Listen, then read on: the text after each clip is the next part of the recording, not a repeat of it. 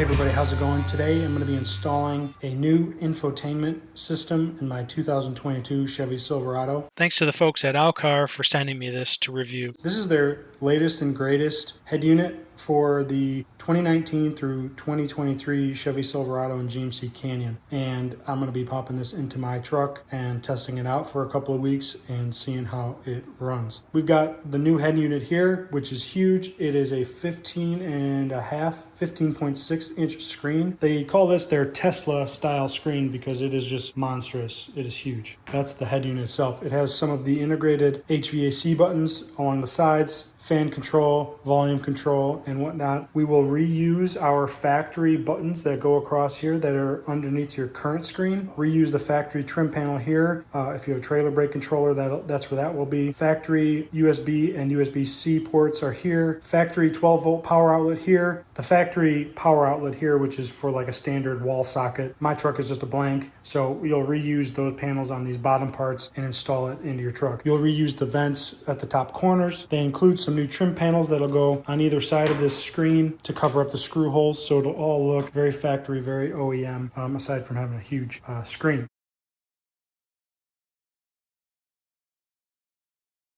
They include a lot of wiring that helps hook this into your truck. It is all plug and play. That is something I specified with them up front. I don't want to splice anything on my truck. It's all plug and play. And this thing is basically an Android tablet, and it retains the factory functionality 100%. It's going to have all of the Chevy functions or the GMC functions that your truck currently has, plus whatever an Android tablet can do, which is, basically the App Store and all that sort of stuff. So some of the wiring across the top is what is included with the kit. This is a USB cable. This plugs into the backside of the new module here, and it has two USB-A or USB-B, whatever that is. The old school USB ports is what this cable is. This is an adapter cable that helps plug into your factory wiring. The instructions say that some models will need this and some won't, depending on your factory plug. So if your factory plug has this style squarish port, you're going to need to use this. But if your factory module has this USB firewire looking sort of dealy, you don't need to use this because you can plug that directly into the back. So I don't know yet what mine is, so we're going to keep that handy. Then there's these two adapter cables, which also help integrate your OEM wiring into the back of the unit. One is for 2022 plus refresh models, which my truck is not a refresh. It is an LTD, which is basically a 21 built in 2022. So they provide cables for the 2019 through 2022 LTD, and then the 2022 plus refresh models. So depending on your model, you've got that adapter cable there. Then we've got some auxiliary functions here. We'll have a GPS antenna for the built-in navigation on this. Another adapter cable that we will use for factory wiring. Then there is a speaker for some reason. I don't know what the point of the speaker is, but it also comes with a short adapter that just plugs into it. The manual says this is for the Android Auto navigation output for like turn-by-turn directions. So that's included as well. You could install these two antennas, and this is a SIM card slot adapter, so you could get a cell service thing to have network everywhere. That is cool that you can do that if you want. They include a SIM card adapter tray. This cable, I don't know what it does. It's not labeled in any of the manuals. It says reverse. The port that it plugs into on the back of the unit says it's a useless slot. So that might be something I clarify later. I don't know exactly what it's for. It just looks like an antenna of some sorts. It doesn't really have any usability. And then also, if you wanted to hook up an auxiliary camera to this unit, you can, which also has an auxiliary microphone as well to that camera. So if you wanted to hook up like a bed cam or a trail cam or underbody cam or whatever, you have that ability with this new head unit. I don't think I'm going to use this harness, but it is there if you want it. Installation manual, user manual, and that's basically what's in the box. Let me flip this over so you can see what the backside of this looks like. So on the backside, we've got a handful of ports that we will use some of and some of we won't use. They are all labeled in the installation manual, and as I install it in the vehicle, I'll tell you what they are. This one is the GPS, I know that for sure. These are the two cell phone antennas. One of these is the SIM card slot adapter, and another one is for that useless little one antenna wire. The rest across the top here we will use to integrate into our factory wiring, as well as this one here and this white one here. So with all that out of the way, let's pop into the truck and pull out the factory radio and then figure out how to get all of this plugged in and working. All right, so here we are in the truck, and this is the factory 7-inch screen. This also works with factory 8-inch screen if it looks something like this set up here. So we are going to reuse this panel here with all these buttons. We're going to reuse this square here. Mine is a trailer brake controller that I have. It's aftermarket. We're going to reuse this USB-C. We're going to reuse the 12-volt power outlet, and then also this trim panel here. Mine is a auxiliary light for my Boost Auto rock lights. Other than that, this whole thing is going to come out, and we're going to put the new one in with our new stuff, or with our original stuff below, and then plug it all in. So the first step is removing this trim panel that goes around the outside of the factory radio. You're going to need a trim removal tool and start like right here. Start working the clips loose like that, and then the rest are pretty easy. Just gently pop them out.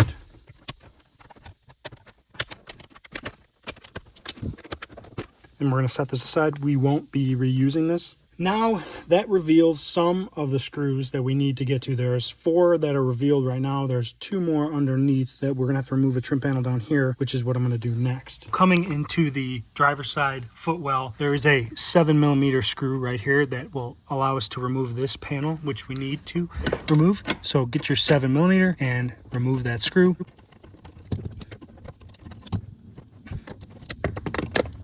There it is. And that allows us to and get it out of the way. I need to go on to the other side and snap it up. That whole panel comes right out. Next, there's this trim panel here, which also comes right out, and mine looks a little loose for some reason, but it should pop out. There's clips along the top here. You just got to work it out. All right, so I struggled taking this panel off because I think from the factory, the Chevy technician forgot 2 screws at the bottom of my radio panel, so that when I was pulling on that panel that's just held in with clips, it was wanting to pull the bottom of the radio away from the structure of the dash at the same time. So in the end, I ended up removing the entire radio screen with that panel attached to it and removed it when I had it on my table. You'll see it in the next couple of minutes on my table, removing that panel. But there's 2 screw holes on the bottom underneath the USB ports where there should have been screws that threaded into the structure of the dash, but there were no screws there. So I struggled. Next, I'm going to remove these T15 screws. There's 4 of them revealed here.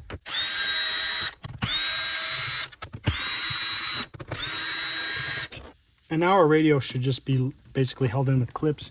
So gently pop it off, like so. And right now we're just held in with connectors on the back. So I'm going to reach around the backside and disconnect all the connectors. All right, so I got everything disconnected. Everything's pulled out. The radio's sitting off to the side. These 3 connectors were at the top of the radio, and then all of these were the buttons and HVAC down below. This little extra module is a auto start-stop eliminator that I installed on my truck several years ago. So that's going to remain because I'm not taking that out. The rest of these are the functions for those buttons across the underside of the screen. This would have been your toe brake controller if you had it. Mine doesn't. It just has the wire for it. This is my aftermarket brake controller. This is my USB-C port and the USB-A port. This is the 12-volt power outlet. All of these connectors pretty much have locking tabs. You have to open up the locking tab and then squeeze the connector. A small flathead screwdriver helps certain spots. You have to like turn the screen a bunch of ways to get it out, but eventually I was able to. Now, I think my truck was missing 2 screws from the factory. These 2 spots here and here were empty. And then if you had the factory wall socket that's over here on the side of the truck, that's what this is. My truck doesn't have that, but it has the wiring provision for it. Either way, it is over there. So I'm going to jump back into the house and put both units back to back so we can just kind of swap over the things we need to swap over. All right, so we're back in the AC. This is the factory unit on the side. So yeah, I'm pretty sure they forgot to put those 2 screws in. They go here and here because this bottom panel is supposed to pop off. There's a clip here and there's a clip here. I'm gonna push it off now with my pliers. It's out of the way because we're gonna reuse this bottom panel. And there's also a 3rd clip in the middle.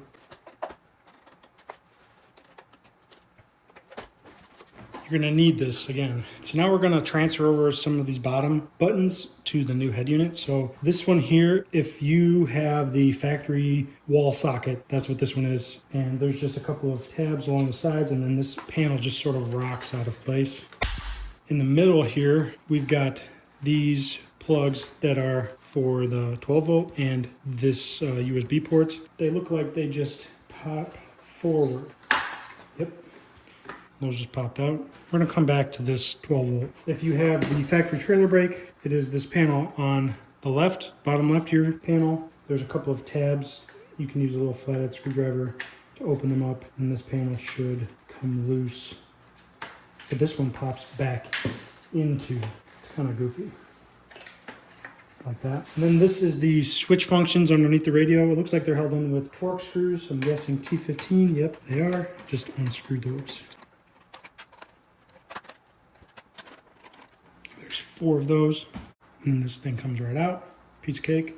All right, so this one's tricky. This 12 volt power outlet. So the ring, the silver part, is gonna come this way, and then you have to then pop out the plastic cover and trim piece. But it's not really that intuitive. If you can see down in there, there is a squarish hole, and then directly opposite of it, there is another one right in there.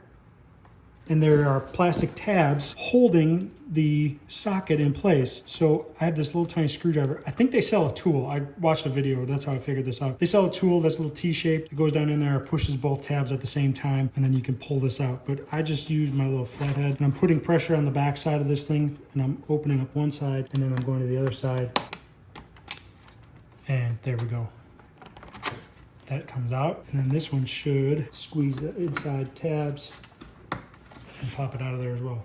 And the final thing we need to do is transfer both air vents over. There's 4 little clips, 2 on this side and then 2 on this side. Again, using my little plastic screwdriver, you can bend them out of the way and push up on the fan, or the vent rather, from the other side to push it through.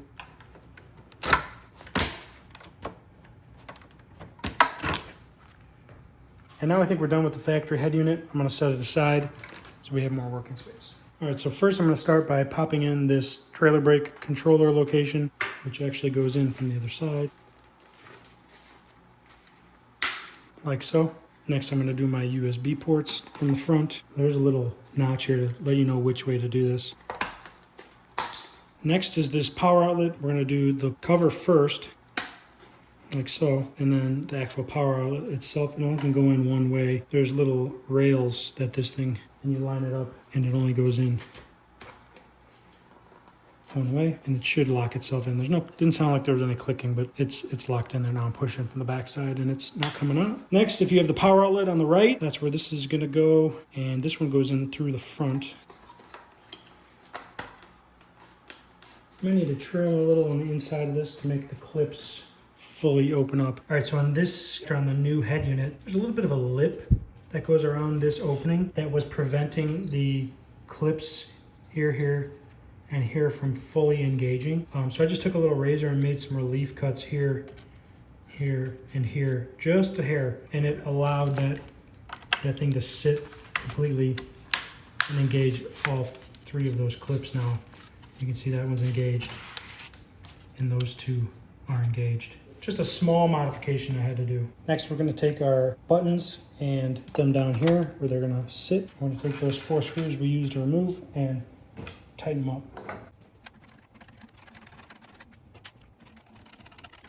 And you're just screwing into plastic, so don't go ham on these and over torque them. They just need to be snug. And finally, I'm gonna pop the air vents in. Just line up the clips and pop them in. All right, so now that we got all of our factory stuff swapped over, and yours may be a little more complicated down here than mine. If you have the trailer brake, the power outlet, and any other additional functions along here, be that as it may, mostly the same process. You're gonna need these 2 trim panels after you install it in the truck because it covers the screw holes on the right and left side. So now we're ready to go into the truck and plug everything in. All right, so I'm ready to install the new screen, and I did a little housekeeping back here before off camera just because there's a lot going on and I wanted to get it taken care of. So first, this top harness, we're not going to reuse one of the factory harnesses. It's this little rectangular one. It's not needed because of the way they got the adapters working. So I just tied it back with a zip tie, and it's just going to kind of sit back behind the screen unused from now on. They include a adapter for the long rectangular harness, which is, I've got it installed here, and I'm going to be honest, this connector is kind of crappy. It's actually the second one they've sent me because inside the pins don't line up exactly perfect, and if they don't line up with this connector, they tend to push out the back with the wire on a couple of the pins, and it just makes it kind of difficult to line it up. I'm pretty sure I got it lined up perfectly right now, and I just threw some electrical tape on the back side of these wires to make sure that they don't push out anymore while driving. It's not a perfect solution, but to get this install done, that is what is needed for me. This wire is the JMR 836AD. I think every single person that does this will need this adapter, and this adapter has a small white connector on the back that'll plug into the back side of the new unit as well. This other connector looks like a USB sort type of connector, and if the back of your unit looks just like this and this will plug in, you will just plug this directly into it. If it doesn't, they include an adapter, and so if you do, you just use this and it converts it to this, which then goes into the back of the new unit. I don't need to use this, so I'm going to set it aside. So that's it for the top harness here. I'm just going to move it out of the way a little bit. On the bottom, there's a lot going on as well. There's like this mid-level harness. This controls a lot of the HVAC and the row of buttons just below the HVAC. They do include an adapter for one of these wires, and it only fits this connector. For my truck, it's the JMR 836A. They also include a JMR 836B, which will be for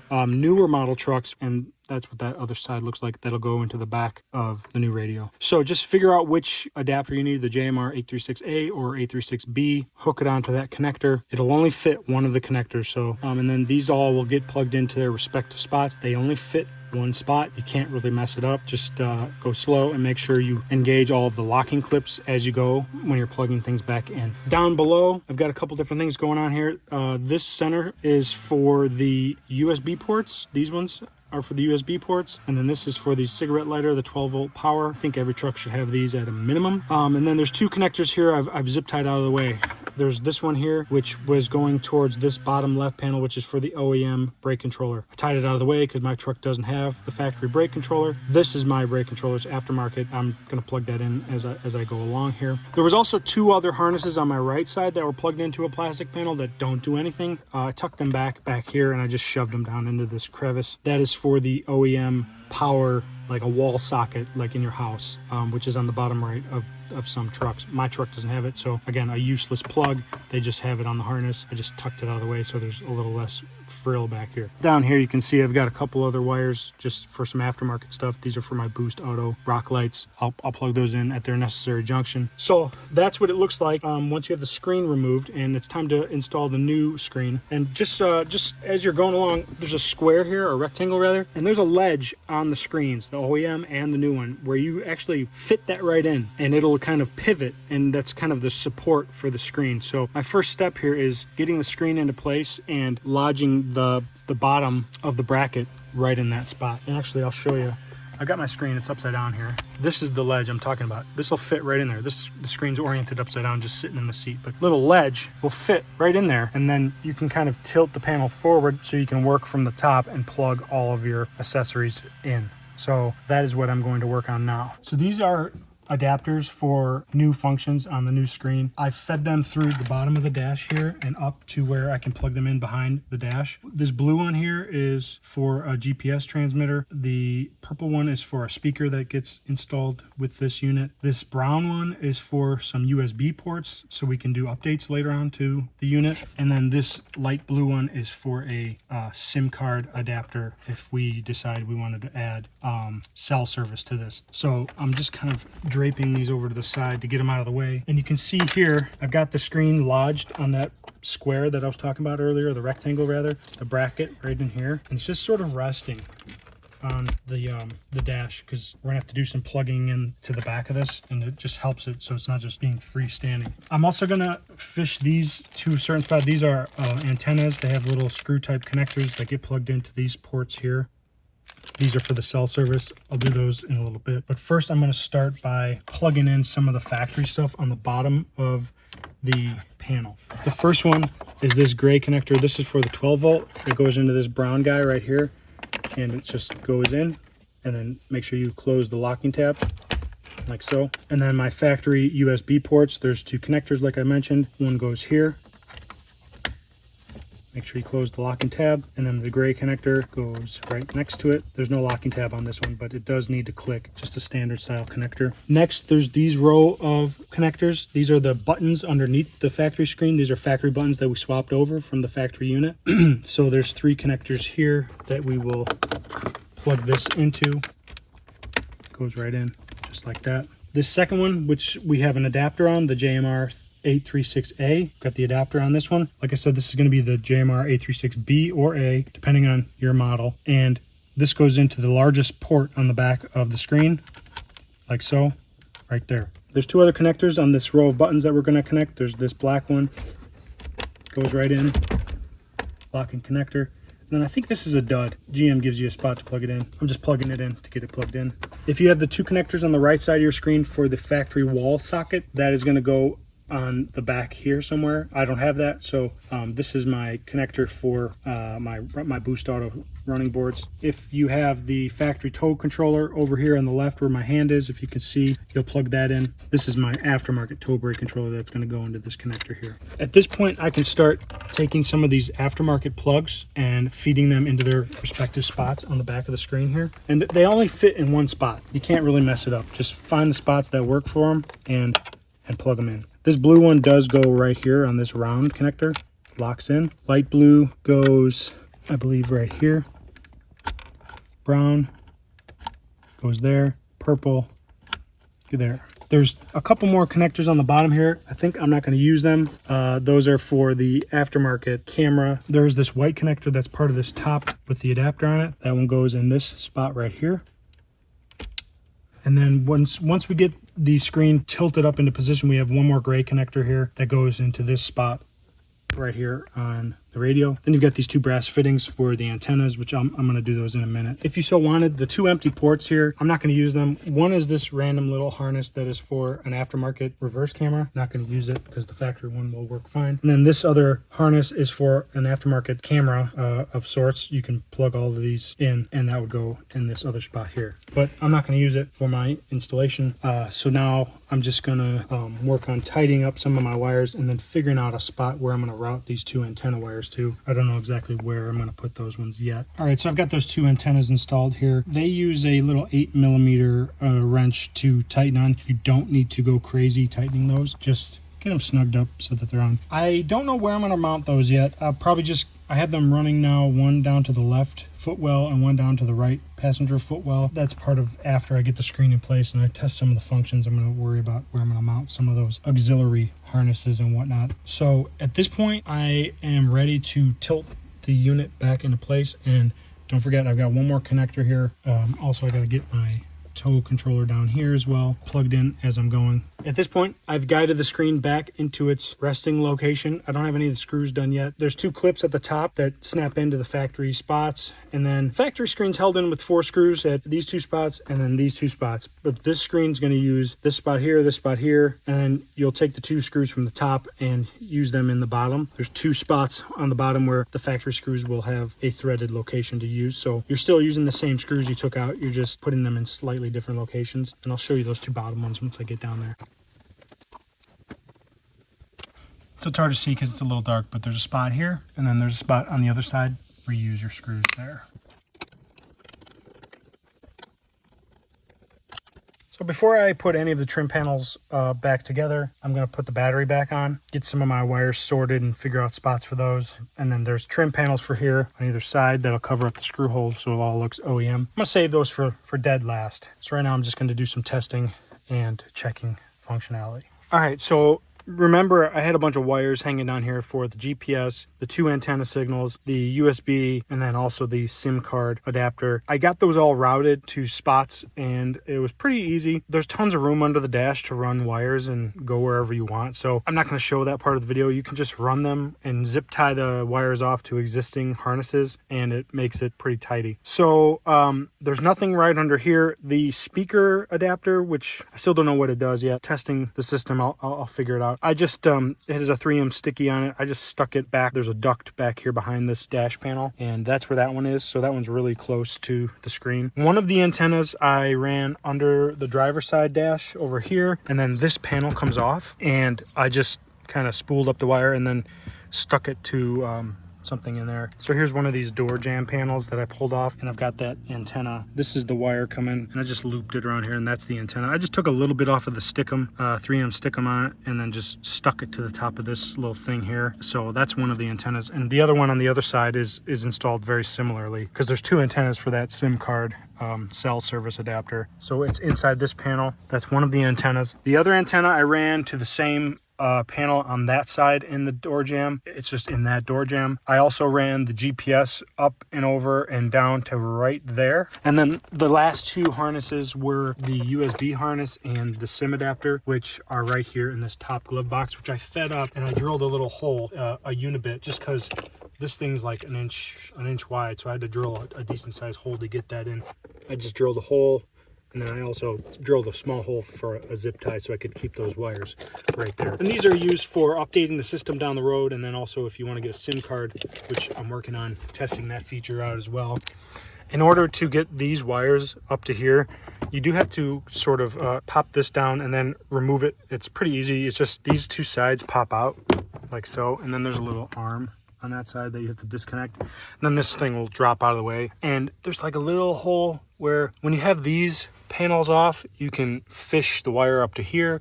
And then from here, was able to fish them up to my hole that I drilled up there. It's relatively easy. Figured this was a good spot as any for those USB. Like I said, this is the other door jamb panel where there's another antenna back behind here. The system does work. I'm gonna add some footage of it here in a little bit. One of the last things left to do is installing these trim panels. On the right, we've got this trim panel, and it's just got these little plastic clips on it. I'm just popping it into place. Looks pretty factory-like. We'll do the same thing on this side. Just, like I said, plastic clips. Snaps right into place. Looks pretty factory, if you ask me. I was saving this for last. A screen protector on this thing. Looks pretty good in the truck, honestly. It looks really cool. There's a little bit of a panel gap here. I'm not gonna critique it too much. The factory one is tight against this panel. This one is, there's a little bit of a gap. You can sort of see there, but it's not that bad. Okay guys, so here is the unit up and running. I've got my home screen kind of set up, and I just downloaded a bunch of apps just to show you what is available. Obviously, you have the Play Store, and on the Play Store, you can get pretty much anything, whatever you want, whatever apps that you desire. So that is available. This does have Apple CarPlay and Android Auto. They are wireless. They connect via Bluetooth. Obviously, that's what that home screen looks like. You know, all of this projected from your phone. I did install a 4G SIM card using a Straight Talk wireless prepaid data plan just to test it out. So I do have internet service right now via a cell phone. The service is okay. I don't have full bars here, but it does have full Chrome use available. If you end up getting the data plan, you can use it to power this thing for internet and data. Just a few of the widgets and things. This is the modern screen. There is another screen they call the classic home screen. I don't like it as much, so I prefer this one. I can't figure out how to change the wallpaper though. That is one thing that I've struggled with trying to figure out. For your HVAC controls, you now have this permanent bar across the bottom, and if you tap one of these, it opens up a whole nother screen and you can change your temperatures. My truck came with the single zone manual HVAC. It also works with the dual zone climate control, and it shows all the buttons for every single model. So like auto, it doesn't work on mine. Sync doesn't work. This is recirculate, you know, your fan speed up and down. everything works, along with these hard buttons along the sides. This is your volume control for your radio, and this is your fan control. I wish this had a little fan icon instead of a power icon, because it looks kind of goofy having two power icons. The power icon, if you hold it, will shut the screen off, and then if you do it again, it'll bring it back, just kind of if you want to just drive with no screen on. Up in the top right, you can change the dimness on the fly, and you can control the levels of dimness in the settings, and that's this app right here. Like I was saying before, there's the two home screen styles. I have it on modern. One thing that doesn't work is the auto day-night function. If I have it on auto, it doesn't switch automatically, but night mode makes everything darker, a little bit easier to read at night. Daytime is the more white and brighter, easier to read. And like I was saying with the dimmer, you can adjust the dimness of that preset up there based on whatever you want there. Antenna power doesn't do anything. It's kind of a wasted function. You can change your language, you can change your units, the region, all that sort of stuff. If you go through here, there's